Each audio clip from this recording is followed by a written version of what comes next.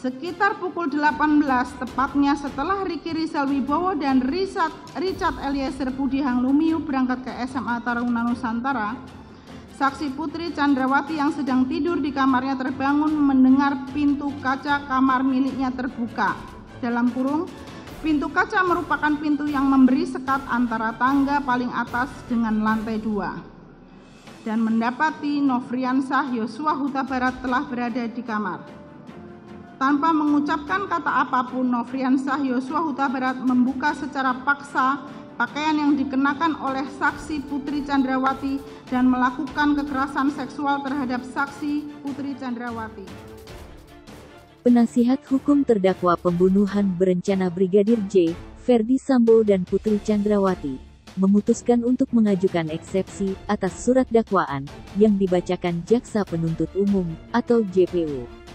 Hal utama yang ditekankan dalam eksepsi mereka adalah terjadinya dugaan kekerasan seksual oleh Brigadir J terhadap Putri di rumah Magelang sebagai pemicu penembakan mematikan di rumah Duren 3. Kalau konstruksi hukum dibangun dengan mendapatkan motif sehingga arahnya nanti kepada tidak merupakan bagian dari pembunuhan berencana, ini tidak perlu diperhatikan. Kenapa? Karena ada alat bukti lain di samping hal yang dikemukakan sebagai korban kejahatan seksual itu sebagai motif. Nah, konstruksi ini saya pandang tidak terlalu penting untuk dikemukakan baik dalam dakwaan, apalagi telah dinyatakan SP3 di Polres Jakarta Selatan. Katakan itu tidak ada dan ini diungkapkan terus. Apakah ini signifikan? Saya pikir tidak. Karena untuk menemukan kejahatan pembunuhan dengan berencana cukup dengan persiapan, bukan motif tapi persiapan. Persiapan apa yang ditemukan untuk menjadikan perbuatan ini sebagai pembunuhan berencana? Misalnya meminta tolong orang lain untuk melakukan menembak dan ditolak oleh orang itu dalam hal RR. Ini ada persiapan, tidak usah cari motifnya. Motif ini. Kalau ini dikucurkan oleh seorang penasihat hukum, ada sanksinya kalau ini tidak benar.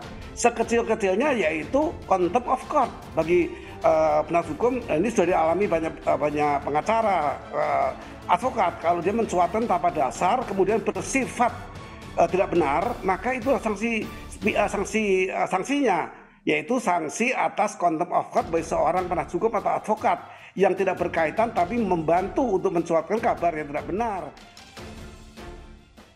Isu kekerasan seksual yang seolah kembali dijual oleh kubu Sambo ini tentu menuai beragam respons, termasuk dari mantan Hakim Agung, Profesor Gayus Lumbun. Gayus menilai, yang terpenting dalam persidangan nanti adalah membuktikan adanya perencanaan pembunuhan. Sementara isu kekerasan seksual yang dialami Putri adalah yang diduga menjadi motif pembunuhan, tidak terlalu signifikan untuk diperhatikan. Niat itu sudah ada melalui diperlihatkan dengan meminta bantuan orang untuk menembak. Apa tujuannya? Dia sudah akan membunuh orang dengan rencana. Apa sebelum itu berkumpul untuk diperintahkan isi senjatamu dengan peluru Glock sekian banyak 17 misalnya. Itu kan persiapan namanya. Gayus menilai, yang terpenting dalam persidangan nanti adalah membuktikan adanya perencanaan pembunuhan. Sementara isu kekerasan seksual yang dialami Putri adalah yang diduga menjadi motif pembunuhan, tidak terlalu signifikan untuk diperhatikan. Ada beberapa hal yang telah mengarah kepada persiapan perencanaan pembunuhan. Misalnya, dengan Ferdy Sambo yang disebut meminta tolong orang lain melakukan pembunuhan, yakni ke Bribka Riki Rizal dan Barada Richard Eliezer Pudihang Lumiu. Contoh lain, persiapan mengisi peluru ke senjata sebelum kejadian. Ini salah satu persiapan yang mengarah ke pembunuhan berencana. Tidak perlu dengan motif untuk menyatakan istri korban kekerasan seksual untuk mengarah ke pembunuhan spontan dan tidak berencana, ungkap Gayus.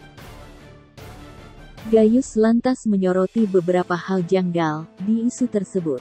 Tidak ada usaha dari korban melaporkan di tempat di mana dia menerima pelecehan tersebut. Kemudian, memakan waktu sampai lama, dan diikuti dengan persiapan penembakan itu tadi, tutur Gayus. Bahkan, Gayus mengingatkan, ada dampak hukum yang harus dihadapi apabila isu pelecehan seksual itu terbukti tak memiliki dasar yang jelas.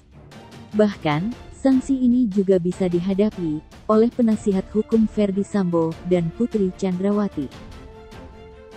Ahli gestur dan mikroekspresi dari Asosiasi Psikologi Forensik, Monika Kumalasari, berpendapat ada hal yang tidak masuk akal terkait pertemuan Yosua dan Putri di Magelang selama 15 menit pasca terjadinya peristiwa pelecehan. Tidak logis ketika dalam 15 menit masih ada pertemuan dan sebagainya gitu ya. Nah, seperti itu. Jadi dari 5 hal yang saya amati dari satu peristiwa yang boleh kita anggap sebagai peristiwa yang kredibel adalah yang pertama harus masuk akal. Di sini saja sudah tidak bisa kita katakan bahwa cerita ini adalah cerita yang masuk akal. Kemudian hal-hal yang lain ya, ini terlihat bahwa ada upaya untuk merekonstruksi satu cerita sehingga menjadi tidak spontan lagi. Menurutnya, pertemuan tersebut tidak masuk akal, dan ada upaya rekonstruksi cerita yang seolah dibuat. Sebelumnya, tim pengacara Putri Chandrawati mengungkapkan, kronologi Yosua melakukan pelecehan kepada kliennya di Magelang. Dalam nota keberatan Putri, yang dibacakan di Pengadilan Negeri Jakarta Selatan, Ricky Rizal disebut membawa Nofriansyah Yosua Huta Barat ke kamar terdakwa Putri Chandrawati dan menunggu di dekat pintu kasa. Setelah diminta resign oleh Putri, Yosua keluar kamar sambil menangis. Yosua pun turun bersama Bribka Ricky Rizal. Kuasa hukum keluarga Brigadir J, Kamarudin Simanjuntak mengatakan, motif pembunuhannya berkaitan erat dengan bocornya informasi kejahatan. Almarhum Yosua ini orang baik. Jadi, dalam tanda petik, dia membocorkan informasi tentang dugaan kejahatan, ujar Kamarudin Simanjuntak. Motif pembunuhan ini juga diperkuat dengan informasi sebelumnya yang disampaikan Brigadir J sebelum pembunuhan berencana itu terlaksana.